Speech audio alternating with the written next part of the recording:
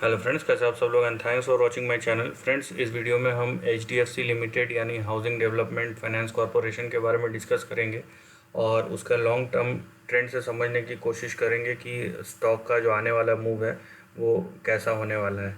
देखिए, HDFC group as a group India में बहुत रेप्यूटेड और आज की डेट में बहुत बड़ी इंस्टीट्यूशन है। ठीक है, आप चाहे उसको as a market cap, as a business, as a investor wealth, as a आप बोल लीजिए कि बिजनेस में अगर जाएंगे तो कैसे वो क्लाइंट को हैंडल करता है, कैसे उसका नेचर ऑफ वर्क है, बहुत प्रोफेशनल है।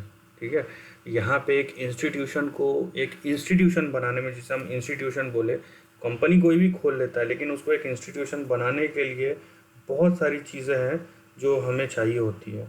और वैसी कैटेगरी, वैसी क्वालिटी जो है वो हर एक मैनेजमेंट में नहीं होती है, और जो पास ऑन हो। ऐसा नहीं है कि एक था जो अच्छा करके गया, उसके बाद जितने भी आए हैं वो ख़राब ही कर रहे हैं।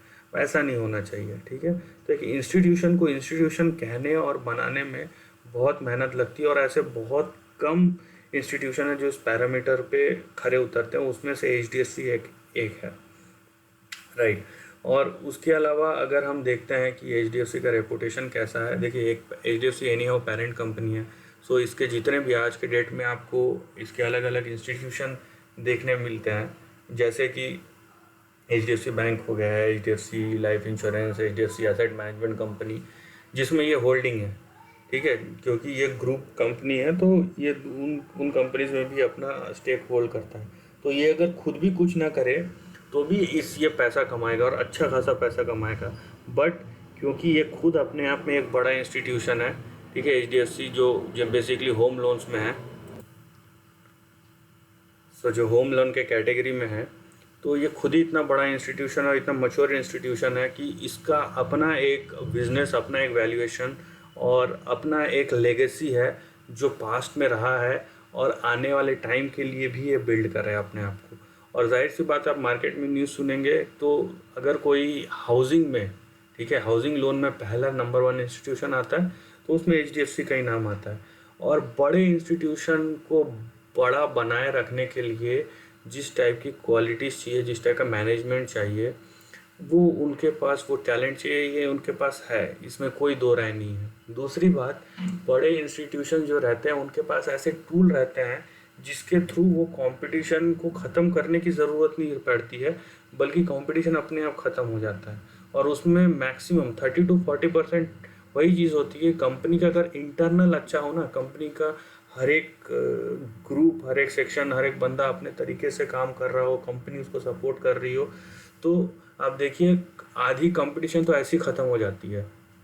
ठीक है, क्योंकि बहुत सारे कंपनीज बाई इधर दिस वे और दैट वे, कंपनी के नेचर के वजह से, मैनेजमेंट के नेचर की वजह से, एम्प्लॉयज़ के नेचर की वजह से, सबके काम करने के तरीके की वजह से, बहुत सारे ऐसे इंटरनल इश्यूज़ के वजह से ही कंपनी जो है आगे ऐसे भी नहीं बढ़ पाती है।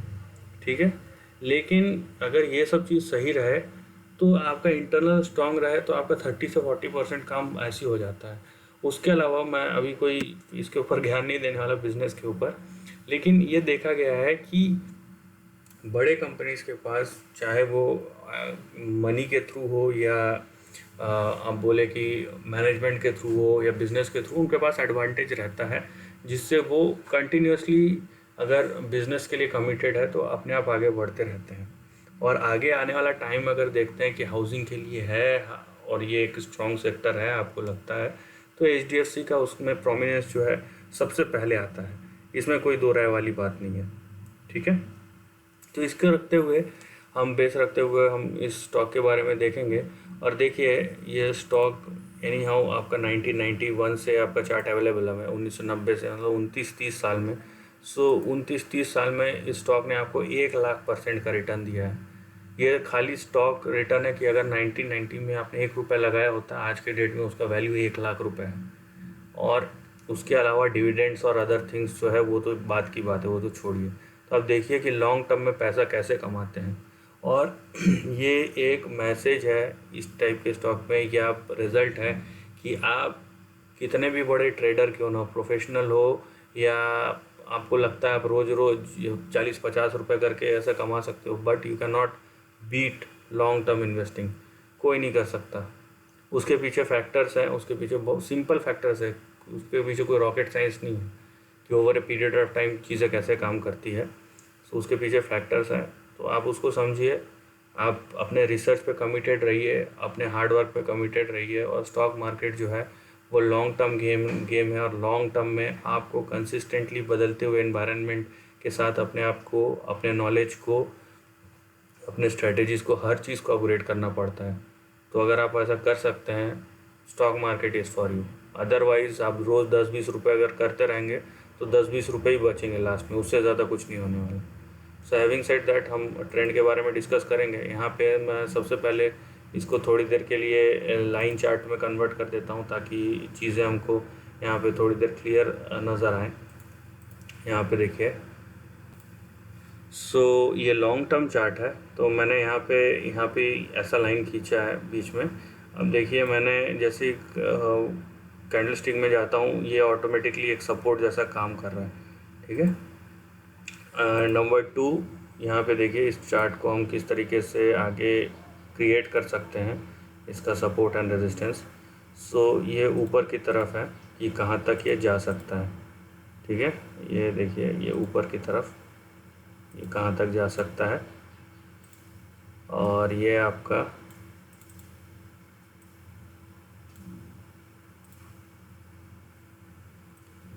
देखिए,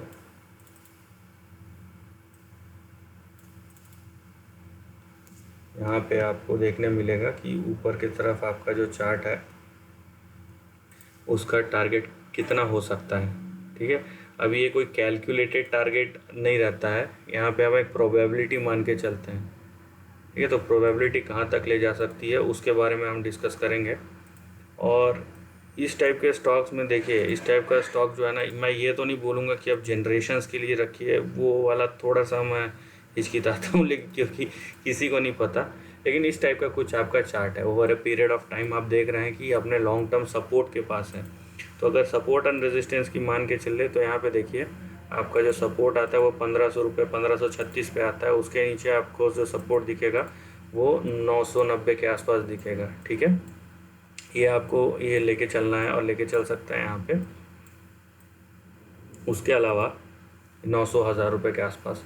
अब लॉन्ग टर्म के लिए क्या, देखिए लॉन्ग टर्म के लिए हम यहाँ पे जो यूज़ करेंगे जो चीज़, वो है एक रेंज का इस्तेमाल करेंगे, ठीक है। क्योंकि हमको पता नहीं कि एग्जैक्ट क्या होने वाला, एग्जैक्ट पॉइंट किसी को पता नहीं, तो हम एक रेंज का इस्तेमाल करेंगे यहाँ पे। सो यहाँ पे देखिए, फ़िलहाल जो है ना, आप एक काम कीजिए, यहाँ पे एक काम कर सकते हैं। ये देखिए, ये जो ऊपर वाला लाइन है ना, यहाँ पे एक ही बार टच हुआ है। तो ये जो 6000 से 14000 का रेंज है, ये थोड़ा सा मतलब मुश्किल है, प्रोबेबिलिटी इसकी थोड़ी कम है। ये जो 6 से 15,000 वाला रेंज है, तो इसकी प्रोबेबिलिटी कम है थोड़ी, लेकिन इस नीचे वाली रेंज की प्रोबेबिलिटी सबसे ज़्यादा है कि लॉन्ग टर्म में ये 4500 से 9000 के बीच में ये जाएगा। अब एग्जैक्टली हमको पता नहीं कौन सा पॉइंट है, इसीलिए जहाँ पे भी लाइन के जहाँ पे भी टच हो, ये हमारा लॉन्ग टर्म रेजिस्टेंस या लॉन्ग टर्म टारगेट होगा, ये लॉन्ग टर्म के लिए। वहीं अगर ये बहुत जल्दी यहाँ पे टच हो जाता है इस लाइन पे, तो हम वहाँ पे फिर से असेस करेंगे कि उस टाइम पे स्टॉक मार्केट का कंडीशन क्या है और मोमेंटम कितना है। सो उससे हम डिसाइड करेंगे। अगर वो बहुत अच्छा हुआ तो ये ऊपर वाले लाइन पे भी ये हिट कर सकता है, मतलब 6200 से 15000 के रेंज के बीच में भी जा सकता है। सो अगर आप लॉन्ग टर्म देख रहे हैं प्रोस्पेक्ट इसका, तो अभी तो बहुत बड़ा जर्नी बाकी है आगे। और अगर आप इंडियन इकोनॉमी और इसमें इस कंपनी को कैलकुलेट करके देख रहे हैं, सो अभी आप सोच भी नहीं सकते कि आगे ये कितना रिटर्न दे सकता है। ज़रूरत है तो आपका नॉलेज, आपका रिसर्च और आपका जो परसिवियरेंस है वो कितना अच्छा है यहाँ पे वो टेस्ट करने की है।